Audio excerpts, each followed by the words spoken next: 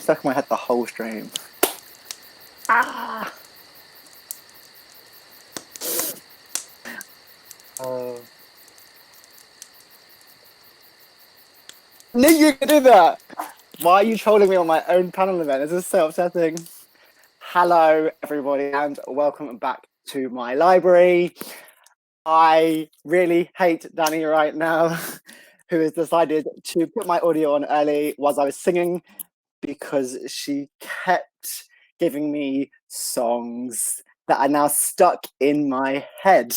So we're going to deal with that as we go along. And if I break out into random combustions of songs, please forgive me and blame Danny. Feel free to tweet her and tell her how annoying I am. You're welcome in advance. Anyway, we are here on the final day of camp.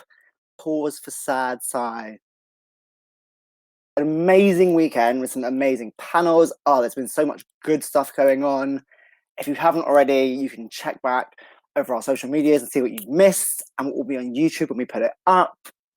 You can still go onto our website and you've still got a little bit of time left to do the tags, get involved in the challenges. There is an amazing marketplace with lots of bookish content and creators. Most of it got a cheeky little discount. Your bank balance will hate you tomorrow, but your bookshelves will love you. So do go and check that out. But we are here this afternoon to talk about books. This is our Campside Fire Club. I can't read apparently.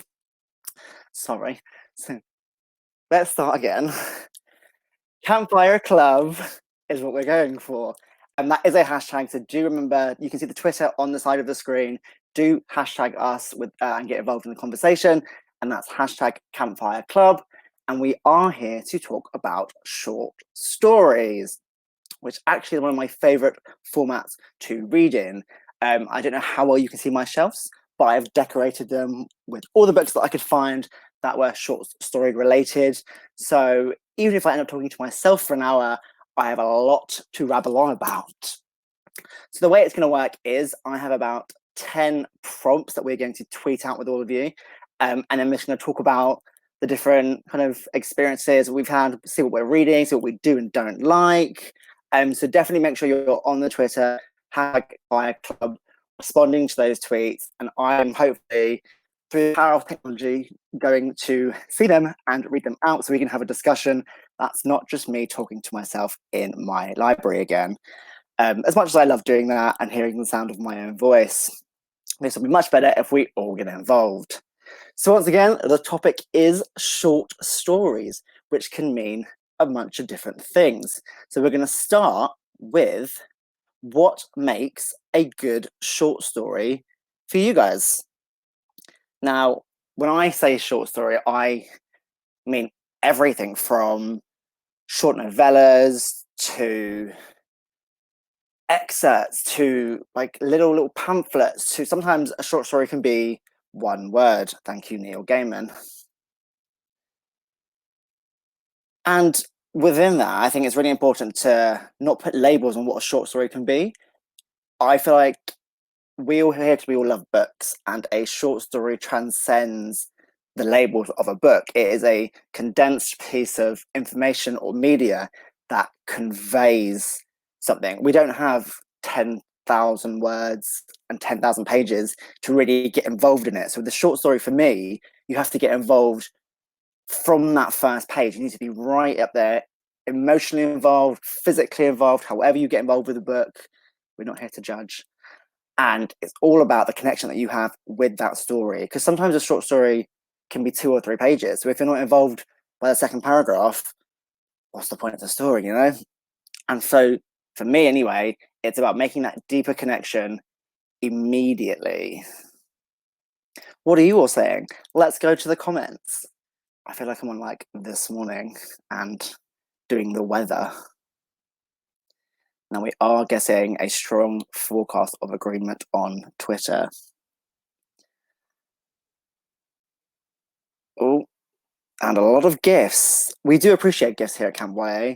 The better the GIF, the more happy I am. I'm like a fairy in the sense that like the more you clap, the more like I come alive. The more you GIF me, the more I appreciate it. If you GIF me GIFs of myself, which I've been making, even better, I have now taken to making many GIFs of myself. And I'm not sorry about it. I'll post them anywhere. A GIF of my face saying something GIF related, or GIF if you're that kind of person, is almost a short story. It is poetic, it is short, and it is to the point, and you feel emotionally involved after I've tweeted at you. So once again, you all are welcome. Now, so we've discussed what makes a good short story, and you guys can pop your answers in as we go along. We can refresh back. So what we're going to do is we're going to move on to our second prompt and really get involved about different types of short stories. So our second prompt is, do you prefer like standalone individual short stories or collections of short stories? And I have some examples. So this is Only Dull People Are Brilliant at Breakfast by Oscar Wilde. And as you can see, it is a single tome. It is one of the Penguin Little Black classics. I love this series. There are so many classics and hidden gems, and it was only £1. So it is a bargain, and you get a good old 55 pages. And that is a little quaint little letter you can read over breakfast, or, you know, if there are dull people at breakfast, it's the perfect excuse. If not, then in your own leisure. But this is great for me as an individual short story. However, there are also things like Broken Stars, which is a collection of 16 short stories from Chinese SF writers. And I think this for me was a fantastic book because I didn't read a lot of sci-fi that's not set in a kind of Game of Thrones style world, and especially by writers from different cultural backgrounds. And I think it's really important to do so because it helps you not only take your mind into a new place, but also you get a taste of someone's different style of writing. You get so much more involved in a different culture, and it widens the conversation in fantasy. And there were some really, really fantastic books and little stories in this collection. But, you know, we can pick either way. Where do we go? How do you guys feel? Do you like to read individual stories? Do you prefer to build up collections? And there are loads more collections coming out these days. There's like anthologies on nearly every topic, witches, SFS. Like there is something for everyone. And we want to hear from you. So remember, throughout the whole thing, keep using the hashtag Campfire Club and let us know. Books Polished says she likes to read books physically. That is a very also important concern. Where do you read your books and how? I obviously have a player with me, but I also have a ton more on my Kindle because they are so easy to download and just have. Some of them are like pennies. You can get a lot for free.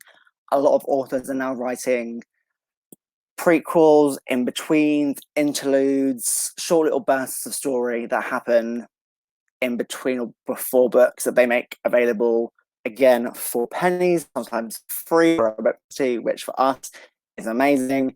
And my Kindle just fills up. Now let's go to the readers' comments. Melissa says it depends for her. If they're all set in the same world, then she'd love a collection, but otherwise she's a one kind of girl. We feel that. People are loving collections. Larissa loves a collection. She likes to introduce you to a range of authors and give you a gateway into a variety of writing styles. I think that is a really important point to hit on. A lot of the time we tend to stick to authors that we know and love. But if you get a random collection, which might have one author that you love in it, you've now made 14 more author new friends, and you can go and find their books, and it just creates, it kind of widens your reading sphere, which I think is so important to keep kind of expanding where you're reading and why you're reading. But at the same time, it then makes you realize that you have another 25 books on your TBR, which you're never going to get to. I literally exist in a TBR that I'm never going to read. Again, I'm just going to dab myself because it is so hot today. Apologies for that. Annalise says she doesn't read short stories that accompany big fantasy series, even if I own the short story collections. I mean, I can understand that. Again, it goes back to our TBR of Growing Doom. Demet has a good collection. So I think we're team collections. We're going to go with a good collection, and there are some fantastic ones out there. I want to actually give a special shout out to Proud. I love this book so much. This is an anthology collection of can't remember how 1, 2, 3, 4, 5, 6, 7, 8, 9, 10, 11, 13 queer LGBTQ plus authors, some who are traditionally published and already kind of recognized, and then a lot of new voices that they brought together to make this collection. And then every single story was paired with a queer or LGBTQ plus illustrator. So every book had a kind of feature illustration, and the whole book is just so full of pride and beautiful, beautiful story. Like, oh, look at that picture! Like, oh, this I read this in about a day and a half, and I laughed and I cried, and I laughed, cried, and I cheered and shouted. It's such a beautiful book of so many different types of moments, and it's just like flooded with representation, which is I'm just so glad that this exists now. It didn't when I was growing up, and I really wish that we get more books like this. So thank you so much to everyone at Stripes for publishing this, and for Juno Dawson for collecting all these stories together. I can't highlight rate it enough. So if you haven't read this book, definitely go and get this book. On the debate, we're going back to physicals over digitals. Everyone's loving a good physical book. I do agree there's something about holding a book and smelling the pages, which would normally be weird doing a video chat, or you'd have to pay for it. But I think here we're all in a safe space to agree that physical is the best. All people read before bed on phones, fair enough. I mean, it is quite easy just to get into bed with your Kindle or your phone, especially if the book is quite big. Establishing worlds, says Lorna. It's a great way to get little tidbits of knowledge. Loving that. Standalone stories, everyone also loving, and people are loving Proud. So once again, Proud by Proud. This endorsement was not plugged by anyone. I just love this book. Let us. Annalise likes to be sassy and throw in words like audiobooks, which is actually an interesting point. I don't believe enough short stories would have been recorded in audio, which is obviously for a variety of technical and financial reasons from a publishing house perspective, because it costs a lot of money to record an audiobook in the first instance. However, as we are always seeing, the roads to publishing and the access to publishing is changing almost by more sometimes. Like we're seeing so many more easy, accessible access to publishing. Maybe this is something we have to look forward to in the future, where audio recordings become a lot more accessible and we can get a wider range to encompass things like short stories. If anybody would like to request that I read them short stories for a great price of $1.99, you can call me and I will just read you out short stories before bed, on the bus, wherever you like, really. I'm not really like fast at this point. So she gets intimidated by long series to rarely start them, but you got to love a good book that ends. Too many series go on for too long. Agreed. We won't say what they are, but we all know what they are. I think that when you're building a world, sometimes you can we don't always expect the book to go on for however many books, or we can get trapped in this kind of idea we're like set, and then when authors keep trying to build, it can sometimes feel a little contrived. But at the same time, I think we can all agree when we have new content, it's a really exciting thing because you're building layers to this world. Although sometimes there are too many layers, and you're like, let's calm it down a little bit. Said I wasn't going to be shady about books. I tried really hard, Twitter, Twitch, the world, but sometimes it just slips out. Let's move on to our next problem, which we've kind of covered already. So we are talking about standalones / part of series. When do you guys think is a good time to do so? So, for instance, where we go? Let's go with this one. Actually, let's go with this one as well. The Fork, the Witch, and the Worm is a series of short stories which just came out last year from Christopher Paolini and his sister Angela. It is set in the world of Aragorn, and it's been a while. It's been like a good 10 years since I read these books. So it's really nice to go back to this world after a kind of long time, and you get all the feels. It feels kind of different, but then also quite familiar. And for me, it was nice to kind of dip my toe back into the memories that I had. Whereas this is To Hold the Bridge, which is a short story by Garth Nix set in the Old Kingdom world. I love Garth Nix with a deep passion. This book, though, for me was interesting because To Hold the Bridge is just one story as part of a bigger collection of other stories. So for me, I bought this because I was like, great, we're not just getting another old book. It's not just going to be the same kind of different level story, which might seem quite random and out of place, but it is a bigger, wider book that draws me in and then takes me somewhere completely different. Like there are stories about vampires in here. There are stories about everything. They all vary in length, which I really, really enjoyed. Let's see what the Twitter sphere is saying. The Twitter sphere is telling me we are moving on. So we are moving on to our fourth prompt. Short story retellings. Now, by that, I mean, a lot of the time, I think especially recently, we are seeing a lot of retellings of stories. It's not a necessarily new concept, but there are lots of different versions of stories that now exist. And I want this one, which is the Wonderland anthology published by Titan. Now, this brings together a lot of SFF authors. There are about 20 new stories in here, all based around Alice in Wonderland. There are a couple of these going around at the moment. There are 2 Alice ones for sure, and a lot of like Cthulhu stories. There are a lot of Sherlock Holmes stories where we get authors to reimagine those stories however they want. How do we feel about collections like this? This is interesting for me because I think Alice is a story that we all know and are all connected to so specifically. So when you take that and you retell it, it can be quite interesting. Christina Henry did this in her Alice series, and that was so funny, it's so different, and took me out of that sphere. So when you're going through these stories, they've taken elements and they kind of reshape how you look at a story. And I think that's really interesting.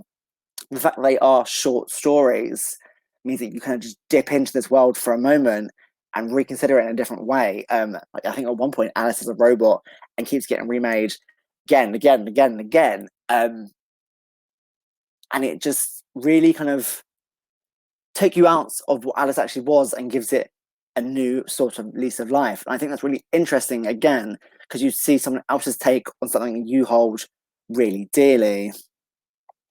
Some people are tired of retellings. I think there is a lot of that going around. I feel like unless what you do is significantly different, it can feel a bit repetitive, and that can be hard for a reader. What is the real draw for this? And like stuff like Alice and The Wizard of Oz, because they are out of copyright, they are free, they are allowed, and they kind of do get done to death in a little bit. So it really is about what you're giving, which is why I think, not to plug, but I'm going to have a little plug here. Ashley Poston's Once Upon a Con series is really interesting because it takes these ideas but really changes the way that they are explored. And I think that is super important.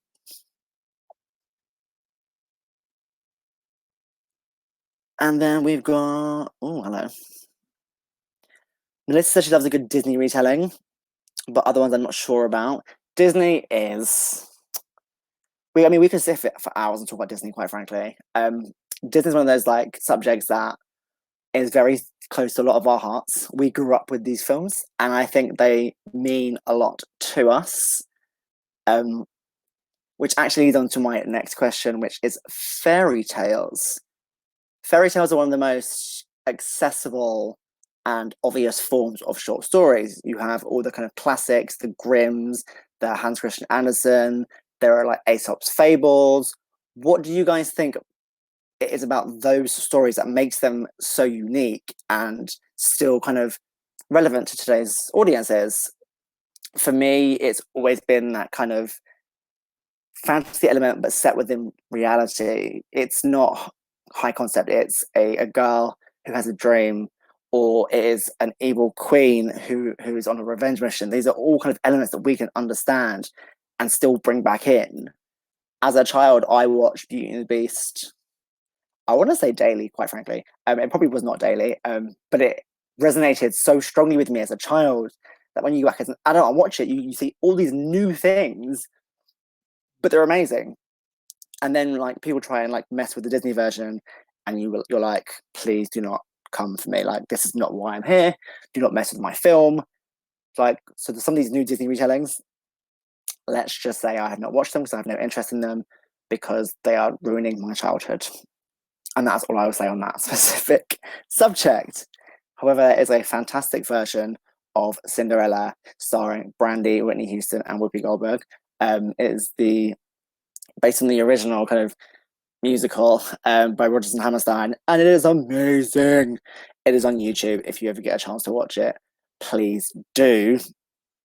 And let's go back to the actual book discussions. We're getting some good comments about people really enjoying retellings, but they have to have a good catch. And I think that's a general consensus with all of us today. Like, what is the point of this story? Like, why are you doing it? So when you get stuff like Alice that's being retold, you go, okay, cool. We know what the story's going to be about roughly, but what are you doing? How are you making it different? How are you making it your own? And I wondered this all the time. Like, I often wonder this: if C.S. Lewis was still alive, what would he think about this? Like, if he could come back and see what we had done with his work, I often wonder what he would feel like. You know, I think it's interesting for me to think about it. Like, look at like if Jane Austen was to come back from the dead and she saw how he'd adapted Pride and Prejudice, would she be happy? I mean, she'd probably be confused because it's been a while since she died, but who knows? Like, she might like completely hate it. She might not. In the way that Roald Dahl hated Charlie and the Chocolate Factory, which actually is a very beautiful film, but he was just like, no, thank you. That's on him, not on us. How about Gatsby set in Oxfordshire? Hashtag Bill Bloomsbury. Bill Bloomsbury is an iconic series of short stories that is soon to be published in probably numerous formats. We're not really sure yet, are we, Alice? Because you need to write the thing. However, we get a little tidbit of Bill in a short story form every now and then, just to give us a little kind of teasy tingles. And that's all I will say on that matter. Let's move on. Oh, Angela Carter. Yeah, actually, before we even move on, Angela Carter, yes. Angela Carter did some really great fairy tale retellings. I wrote my bachelor's degree thesis about her Little Red Riding Hood retelling, and that woman is fascinating. This is a subject I will agree with you on 20,000,000%. Her life was fascinating, her writing is fascinating, and her writing still reads very relevant and very pure today. So when I was first introduced to Angela Carter, it was through The Bloody Chamber. And I remember reading these books and just like how dark they were, but how kind of like poignant her writing was to get you to a point and take you to a very specific place. It was stories that we were familiar with, but then she would twist them and you're just there like, oh my God. And so when lockdown happened, I realized that I hadn't really read much else of her books. I'd wanted to for ages. It's one of those things that I just never got around to. So I just bought loads of them, and there was like days now just getting Angela Carter books through the door. This is the point where I should tell you that I have now read them, but I don't want to lie to you or myself, and I have not read them yet. And I can see two of them staring at me from my other bookshelf, being like, dude, you bought us. What are you going to do next?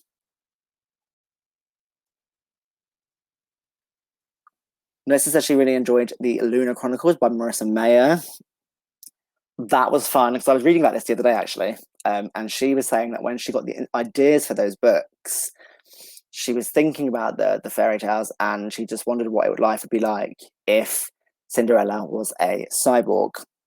And I think that goes back to the catch of the story. What is the catch? Where is it? What are we doing with that? And I think we can all agree that that is the kind of key point in any short story, because again, like we said before, some don't have a lot of space to be able to do a lot with it. So it's what you do in that small time. Now, I want to branch off very quickly for our next point and talk about other forms of short story. So, obviously, when we talk about stories and short stories in general, we're very much thinking about books and normally fiction books. But for me, a story doesn't have to be purely fiction and purely prose in this respect. And I think stories can come from a lot of different places. So I wanted to know if anybody read any other forms of short story.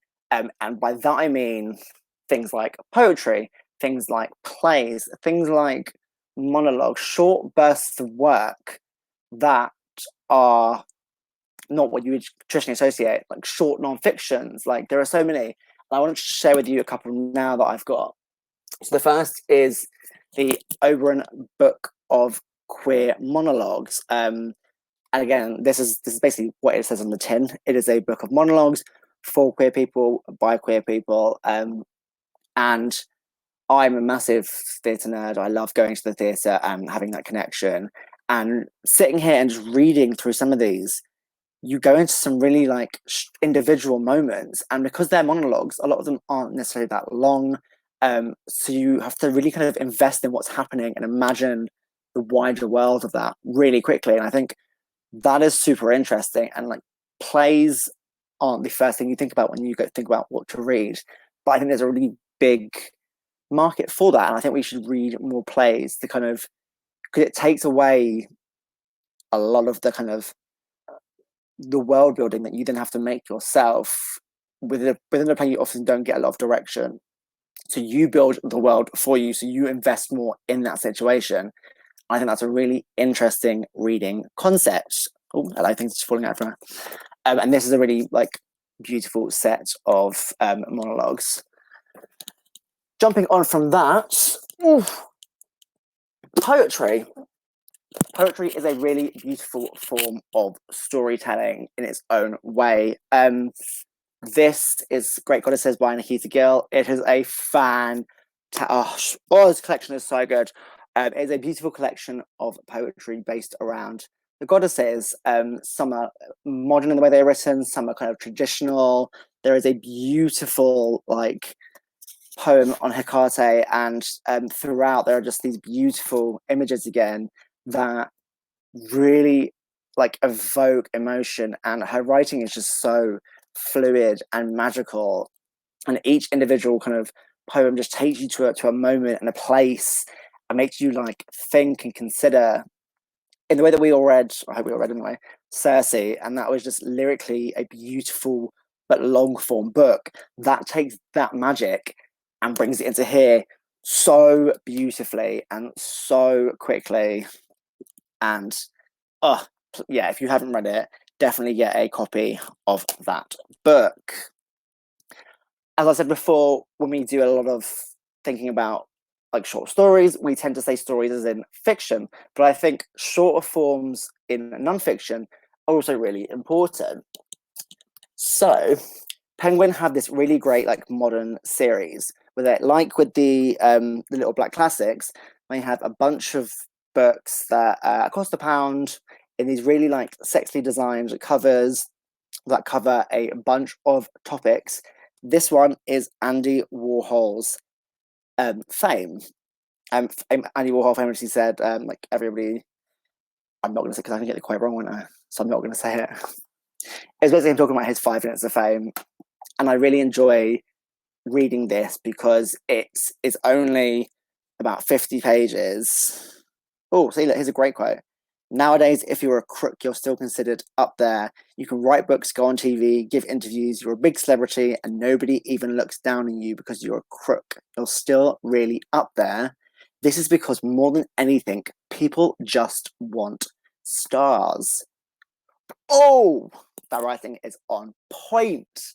And I think this style of book is really interesting because it means you could start a conversation on a wider topic, a topic that still affects all of us without it having to be a 300-page book on the subject. If you want that, that is also out there, but that's taking key elements from those books and drawing them into these little tiny accessible volumes. And I think these are a really, really great idea, which is why I also have the vintage minis, and this one specifically is eating.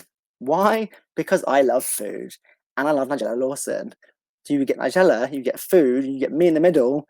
That is a great sandwich. That is the sandwich I am here for. That's the sandwich we're buying today. This is a lovely book. If you don't know who Nigella Lawson is, she is a British chef. She has a very particular way of speaking about food, which I really resonate with. I would try and quote her, but at the same time, it would probably come across very weird. And if you like join the chat randomly, you'd probably be very confused why I was saying certain things. So I won't say what I was going to say. But again, this is a little bit longer in its form. This is about 130 pages, but it takes like key elements of her writing and brings them together in this short little volume. So it's nonfiction, recipes in it. So it's a little bit of everything in this little book. And these sorts of things are just great because they start conversations. They're not traditional short stories in the sense that they're fiction. And you get as much as you get from one of these as you do on that. So let's see what else people have been reading.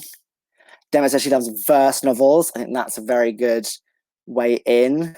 During uni, we had a close look at One by Sarah Crossan. It was so cool to see how the poems could work individually. This put together with a great story. I think, yeah, I agree with you 100%. It's such an interesting craft. I think we're getting more and more verse novels in recent years as people kind of understand the power that they can have. People are kind of considering them to be more kind of acceptable is the wrong word, but acceptable in the sense that before they weren't seen as kind of viable. But like I think now more so than ever, we're seeing the power that they have. Oh yeah, Melissa, she loved Honey and Milk by Rupi Kapoor.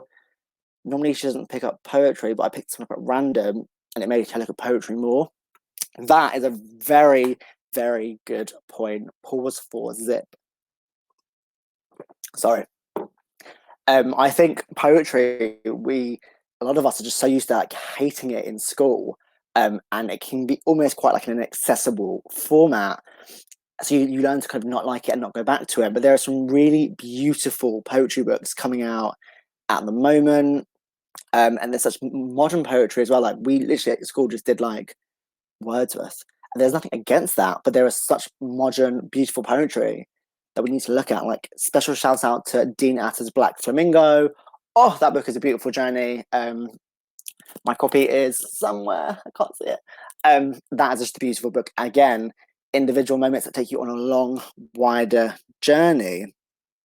Larissa says that she's been enjoying short stories in manga form. That is another different type of form. The Way of the Husbands by Kasuki Uno. I probably said that very wrong. I'm so sorry. I think, yeah, completely agree that manga and like graphic novels can be a great way of getting out of a reading slump. They are a lot less intense sometimes. Like I recently started to buy more graphic novels.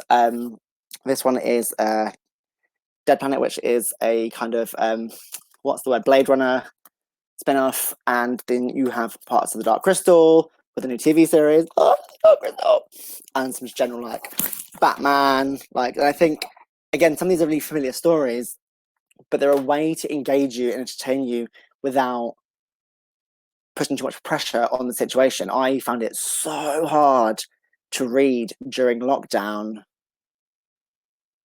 And it's it was definitely something I was trying to push through and trying to push through. And I just couldn't focus on any sort of book. I was getting 50 pages, 100 pages in. I mean, think about it. That's what makes a really, really good short story. 50 pages in, that's normally you're good, you're out, you're in, you're out, you shake it all about. What more could you actually want? So I think that as a format and looking at these other formats is a really great way of going in. There's a great question here on the chat about verse writing translating to screen, radio writing. I think this is something that needs to be explored a lot more. I don't know what you guys think. I haven't seen much of it around. I think people are starting to look at those sorts of forms and adapt them, but I guess it's how they do that. Obviously, radio would work fantastically, but is there a market for it? If there's not, should we create one? If we make enough noise, that's how these things happen, right? Surely. Yeah. Danny was agreeing that it's been hard for her to read, so she started her cosmicology subscription for a bit. And you can just, I used to think I was scared of like graphic novels and comics in general because they were such a wide world. Where should I start? What should I do? What should I like? But it's a journey that you have with yourself, and you go in and you talk to people and you find things that you respond to. And I think these formats are really great examples of taking a story, condensing it, but still having the same level of impact. Nigella is a goddess. Yes, that's just generally a yes. And we're going to move on to our next topic. Books within books. This is something exceptionally, but I have been seeing a lot more recently. Authors will include stories or short stories or moments within their actual novels. So 2 examples I have of that are, so the first is The Court of Miracles by Kester Grant. This is a retelling of Les Mis. It's look at this beautiful cover, just like bask in the gold. It's just sexy, and then you open it and it gets sexier, and then you open it and it's still sexy.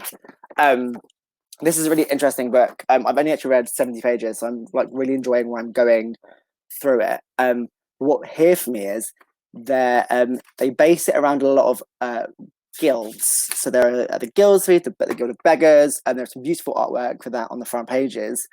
But at the beginning of every part, they go into this sort of like mythological story. So like the first one is the founding of the Miracle Court, and there are some great kind of like mythological stories that they weave in to create a separate story within the wider story. So you really get a sense of the world and where it came from. And I think that's a really interesting concept for me. And the second is Widow's Welcome by D.K. Fields. This book, I didn't know what to expect. I was given it based on the tagline alone, which is "There's power in stories, and this is a story of power." You say that to me, I'm just like, yes, please, give me, give me, give me, give me, give me. And it's a really enjoyable read. So, in this story, there's kind of a wider world called, I'm going to say Fenest. It could be pronounced completely differently, and I apologize. And it's the capital of the Union of Realms. And there's 4 or 5 sections to these realms, and each realm comes to Fenest for a political election. And the way the kind of leader of the realms is chosen is each realm will get someone to deliver a story. And the power of that story is voted upon, and the one with the best story wins. I saw that and was just like, dude, that is so intriguing. There's none of this kind of political toing and throwing and battering. They create a story, and if it's the most powerful story, that wins. It is slick, it is pure, it is simple.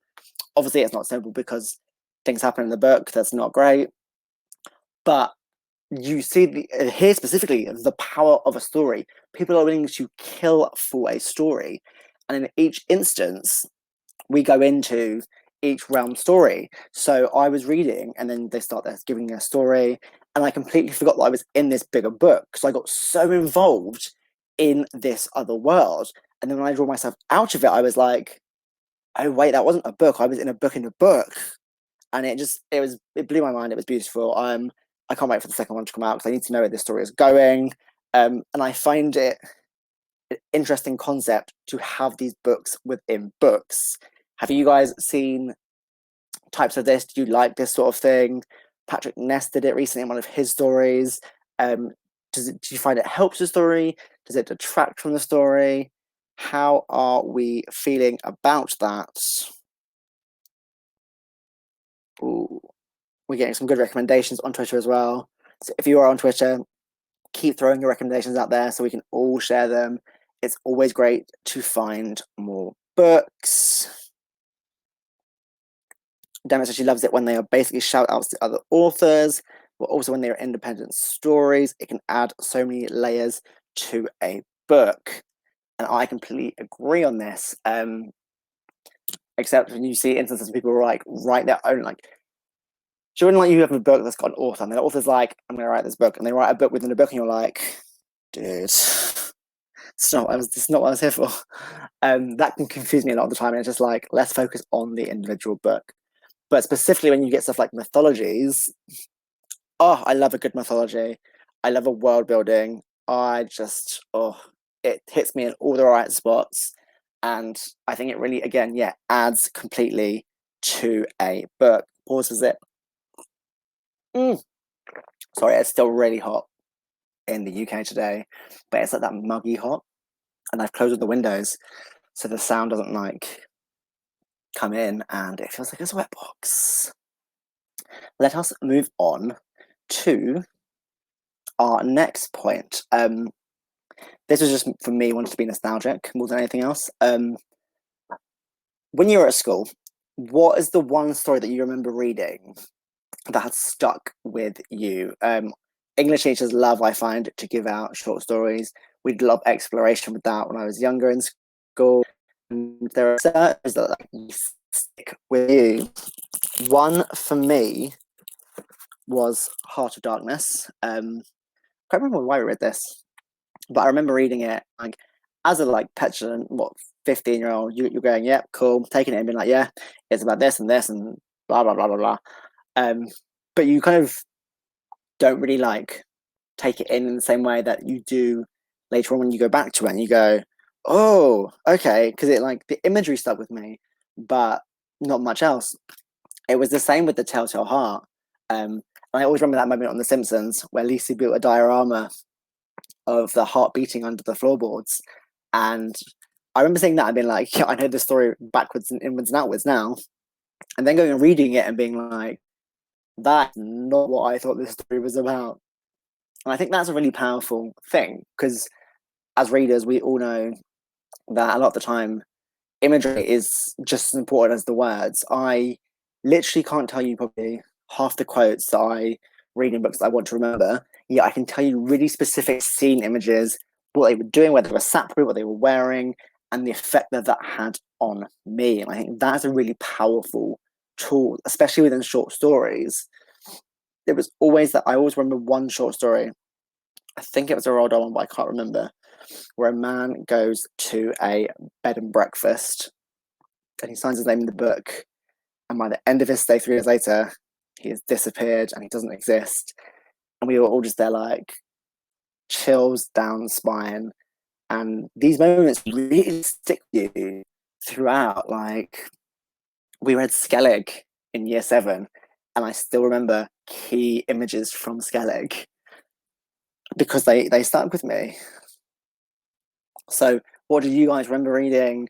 Were you also forced to read books that like have traumatized you? What does Twitter say? But I can ramble on about my childhood if you want. The lottery scared the crap out of me. But I think that's good. I think when we're reading, when we're growing up reading, it's important to have those like really visual like pushes because that's how we kind of develop that kind of emotional attachment that we now like empathize with so much more. I don't think like if I'd have kind of just been very more passionate and not read, I wouldn't be a reader now in the same way. I think connecting to those stories back then, even if I didn't like them or understand them, really helped me connect. Like I think we all hated having to read set books in school. Like there is a specific reason. Okay, this is a controversial opinion, I think, but I hate Black Beauty because I had to read it for A level and I had to read it again and again and keep talking about this anthropomorphized horse, and it drove me around the bend to the point where I'm like, I hate this book. And people are like, you can't hate it. I'm like, no, I really do hate it. And I think that takes away from your reading experience, but I still then remember it. So I'm still having this really vivid PTSD effectively for Black Beauty. And I think that's a really strange but collective experience we have in schools because you get these memories. That's why I would go to the library and I would find other books that I enjoyed. Therefore, I could create my own authority within reading. I could create my own power of what I was choosing to read. Although I was that kid that was like, this cover is ugly, I'm not going to read it. This cover is good, that's going to read it. That's why I ended up reading the Old Kingdom series by Garth Nix in reverse order. I read books 3 first, then 2, and then 1 because I hated the cover for 1 and was like, no, I'm good. This red one is nice. And that's a terrible way to read, but it was exciting at the same time. But it meant that I was on that journey and I was making that connection. What else? We've got Arabian Nights. Interesting, volume on Audible for lockdown. That was the first three short stories with an overarching story. That was a classic. That's a good choice. George's Marvelous Medicine. I still read it to my class to this day. I never read George, actually. I read a couple of Roald Dahls, but I don't ever remember reading them completely. And George is one that I never actually read. I think I would like to read it. But again, some of those like classics, that's why a lot of them are called classics. You have these books that still remain with us and are still read by people. All picture books are short stories. I also agree. Chapter books like Black, there we go, which are selections of short stories about the same horse. And you loved it. You loved Black Beauty. I'm not sure I can continue this conversation. Wow. We have opinions, that's okay. We all have to share our opinions, that's why we're here. The Hobbit is episodic, like a series of interconnected short stories. Lord of the Rings and J.R. Tolkien's worlds have been a big point of popularity today. I remember trying to read The Hobbit, but I was 10, and I found it really hard to connect and to piece everything together. And because what he did was so intricate, he would list things, he would go over situations, I just checked out. I just couldn't. Whereas I remember specifically opening Harry Potter and just like being sucked into this world and then rereading the book over and over and over again. That was the power of like the force of that book. I think those connections are so important. What else have we got? Let's move on and talk about what you guys have been reading. So obviously we set the challenge for everyone to read a short story to come to Campfire Club with. Let us know what you've been reading in preparation for this week. What have you read? Why did you like it? Why did you pick it up? Was it someone that you knew? Was it a completely new find? I find Twitter is a great place to do that.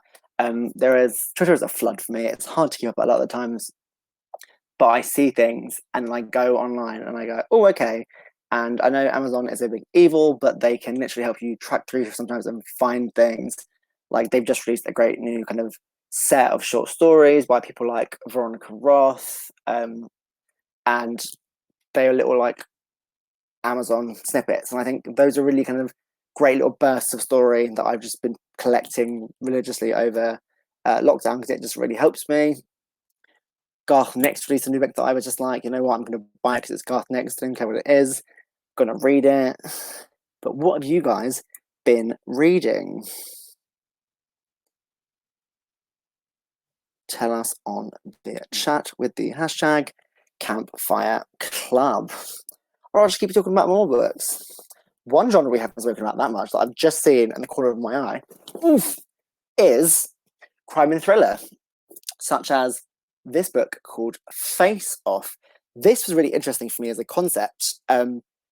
This is not YA, but I'm going to jump talk about it anyway, because what I love about this is that it brought authors together to collaborate on a story, and they brought their characters from each of their own worlds into a story together.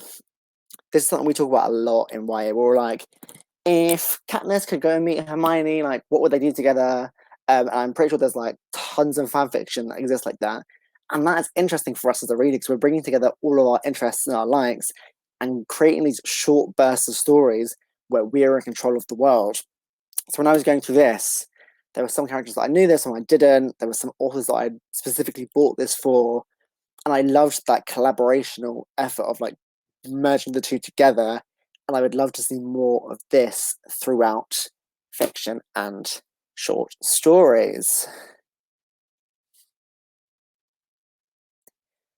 Larissa has been reading a book of Russian fairy tales. I've loved them, but I've also been trying to read a book of short stories in Russian. Guess who's I am? What happened there? That was probably my internet. I do apologize. Sometimes it just kicks itself out. Like I was sitting in bed yesterday trying to watch MasterChef Australia, and the internet said no, and that was not okay with me because I need my Australian MasterChef fix on a daily basis. But let's see what else you guys have been reading. Also, I hope you all guys have had fun during the festival. It's been a really great experience for all of us. Thank you all for coming and taking part. There is still more to come this afternoon. We are talking to our charity partner, Room to Read, who are doing some great work to help encourage reading. We have to pronounce our Cup YA winner. Fingers crossed it is Team Beaver. Like I'm hoping and praying.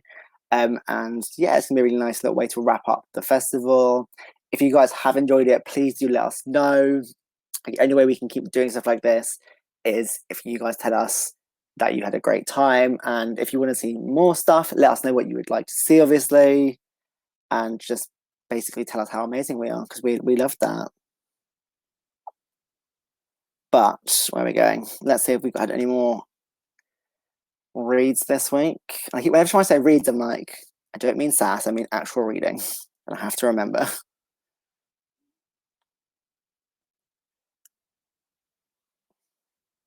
Can't see anything on the Twitter sphere. But again, my internet is quite slow. And somehow I've rambled on for 55 minutes, which is a miracle, but also not, because we all know that I can talk for days. Thank you for coming to my library. It's been a great time for me. I could keep going because I have many books to talk to you about, but I won't bore you for that much longer. So remember to keep tweeting and use the Campfire Club hashtag. Let us know what you have been reading. Let us know the books you would bring to camp, what you would share around the campfire. Again, what you enjoyed this weekend. We've had a great time. We hope you too have, and thank you so much for coming. My name is Stephen.